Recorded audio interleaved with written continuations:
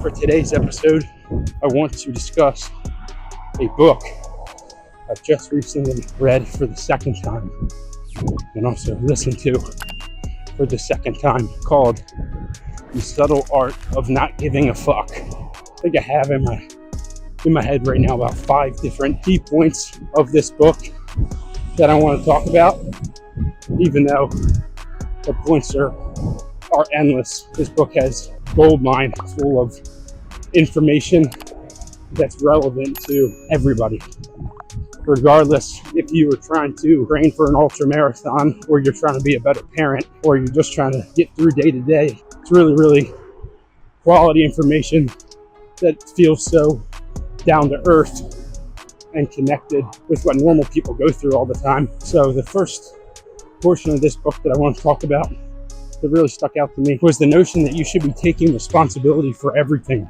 And this really stuck out because you feel so much better, you meaning me, feel so much better. And the biggest thing, you feel like you are in 100% control of your life and the outcome if you take responsibility for everything. I just saw some kids. They were all like 10 years old. There was a group of 3 of them, and they started chuckling when they saw me running at them, and they said, "Yo, are you gonna be on YouTube?" I said, "I might be." Well, I'm gonna be. I don't know if anybody's gonna watch it. That's awesome. The feeling that you get when you take responsibility for everything is so freeing and so motivating at the same time, because there's nowhere to escape. When you develop this mindset, it's like, dude, I can control the outcome of my existence, and I don't need to rely on other people, other things to get a certain outcome or to make progress. But the only thing I need to do is rely on myself and to keep driving forward. Another thing it does, kind of goes hand in hand, is it eliminates excuses. In an ideal world, if you truly believe that every single thing, good or bad, that happened in your life was solely because of your own action, and you were the one that drove that outcome, regardless of your circumstance, then you would feel like there's no excuse.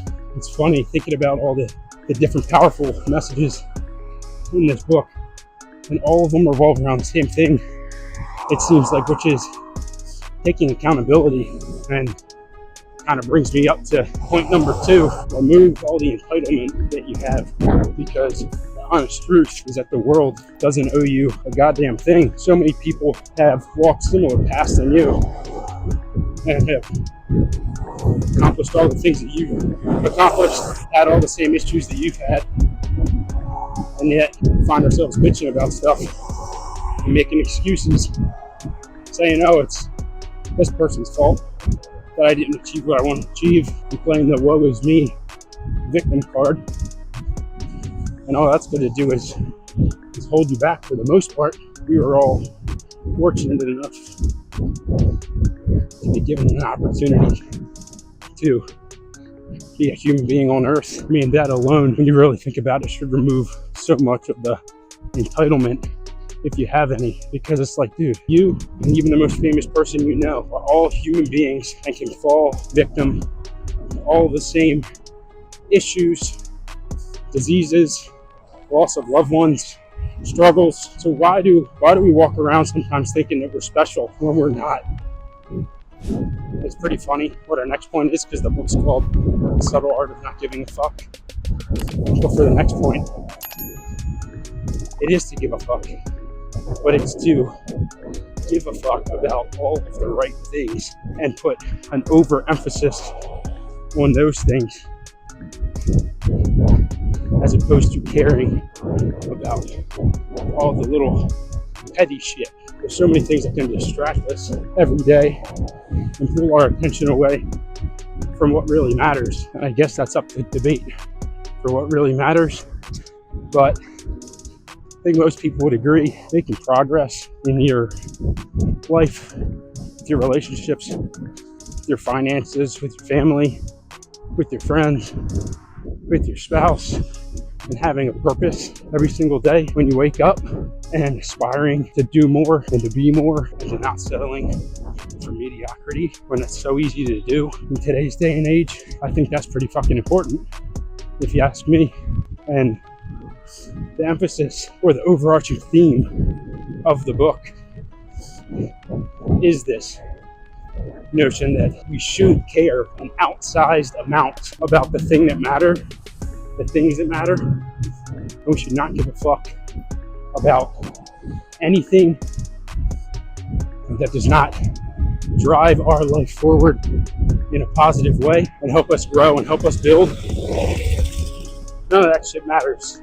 And if something specifically matters to you, it doesn't matter the fucks that other people give about that. So the last thing I'm going to talk about is that your metrics for success and your values are not aligning and need to change, and you're letting poor metrics and poor values dictate what your actions are.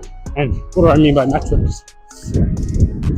For example, my metric for success would be getting out to run. Now, it doesn't matter if really in my head I was shooting like, all right, let me get out to run today. I'm gonna hit 4 miles. I'm just gonna fucking crush it, even though I've been sitting on the couch for months. And then you go out and you do 2 and you're fucking throwing up and feeling like shit.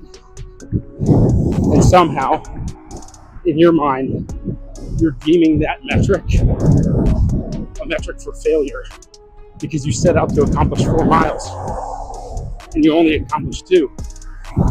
When a better metric would be just to get off the couch and run. Doesn't matter how long you run. Get off the couch and run.